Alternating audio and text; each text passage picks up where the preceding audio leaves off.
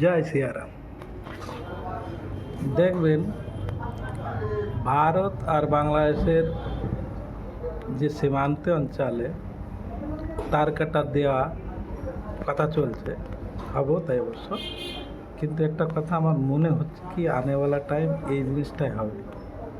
দেখবেন যখন তার কাটা যদি নির্বিবাদে হয়ে যায়, ঝগড়া যদি না হয় তাহলে তো কোনো ব্যাপার নেই।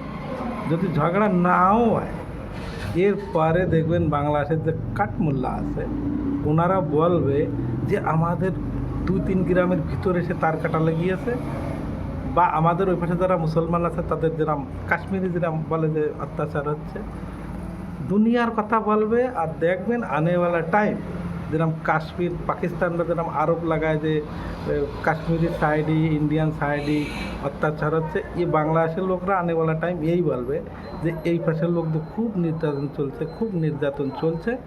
আর কাশ্মীর মতো দেখবেন সবসময় জায়গা উত্তেজনা সৃষ্টি করবে, ঝগড়াঝাটি কাশ্মীর মতো ওখানে শুরু হবে। এই মোল্লারা দেখবেন মানবেই না।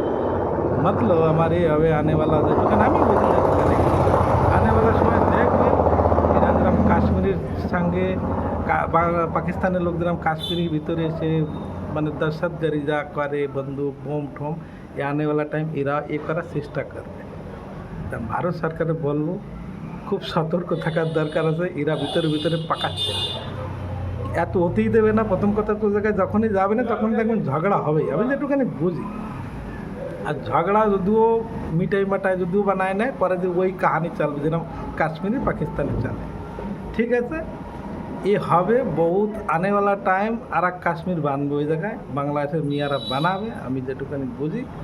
সরকারকে বলবো কোনো নমির দরকার নেই, যাকে পাবেন সিধা উড়োই দেবেন।